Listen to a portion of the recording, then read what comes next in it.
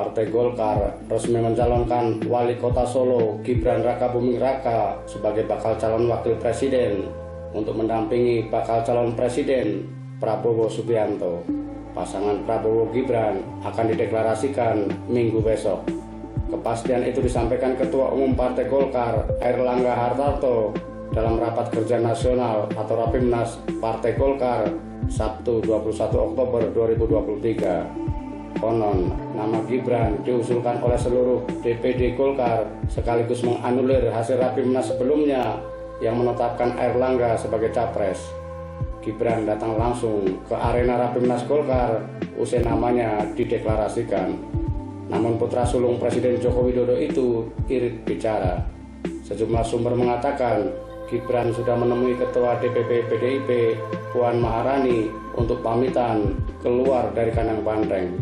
Sekali lagi, meski mengaku tidak tahu menahu putusan Mahkamah Konstitusi atau MK yang membuka jalan bagi anaknya mengikuti kontestasi Pilpres 2024, Presiden Jokowi menunjukkan kenekatannya dengan tanda petik membiarkan Gibran dipinang Golkar. Jokowi terlihat sudah sangat siap meninggalkan kandang banteng, bahkan andai harus berkonfrontasi secara politik dengan partai yang telah membesarkan namanya. Gelombang penolakan terhadap putusan MK yang memperbolehkan capres berusia di bawah 40 tahun dengan catatan telah atau sedang menjabat kepala daerah tidak dianggap. Teriakan mahasiswa dan sejumlah tokoh masyarakat yang menolak munculnya dinasti politik dianggap angin lalu. Ibarat anjing menggonggong, kafilah tetap berlalu.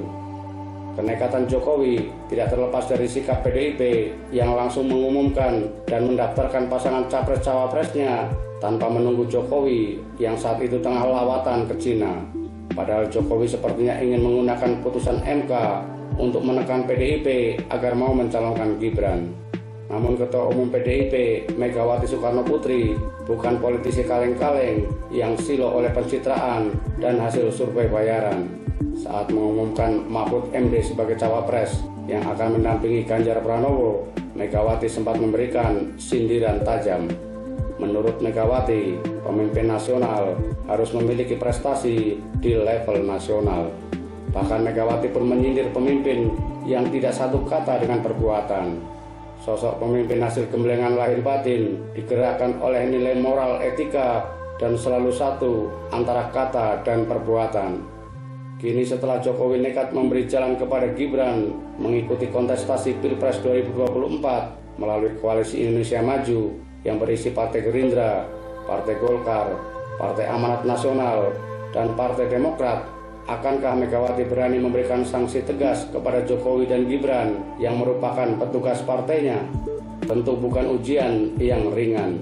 Megawati membutuhkan dalam tanda petik obat kuat untuk mengambil keputusan yang lebih nekat semisal memecat Jokowi dan Gibran. Sebab konsekuensinya bisa menempatkan PDIP sebagai partai oposisi terhadap pemerintahan Jokowi. PDIP juga harus menarik seluruh kadernya dari kabinet dan posisi-posisi lain yang diberikan sebagai balas jasa atas dukungannya selama ini. Tidak ada jalan lain bagi PDIP kecuali mencari tambahan kekuatan dengan menggalang partai-partai yang berseberangan dengan Jokowi. Namun hal itu tidak mudah. Saat ini kekuatan politik telah terbagi menjadi 3 poros, di mana Koalisi Perubahan untuk Persatuan yang beranggotakan Partai Nasdem, Partai Keadilan Sejahtera, dan Partai Kebangkitan Bangsa juga telah memiliki pasangan capres-cawapres sendiri, yakni Anies Rashid Baswedan, Muhaimin Iskandar, yang familiar disebut Amin. Menarik untuk mencermati sikap yang akan diambil PDIP setelah Gibran resmi dideklarasikan dan bersedia menjadi cawapres Prabowo. Benturan kekuatan Megawati dan Jokowi akan melahirkan banyak drama dan menyingkap tirai hubungan keduanya yang selama ini memang sudah panas dingin. Mari kita saksikan pengejawantahan dari adagium, tidak ada lawan maupun kawan abadi dalam politik, sebab yang abadi hanyalah kepentingan. Jadi jangan terlalu fanatik saat bersama dan jangan pula mencela kala berbeda.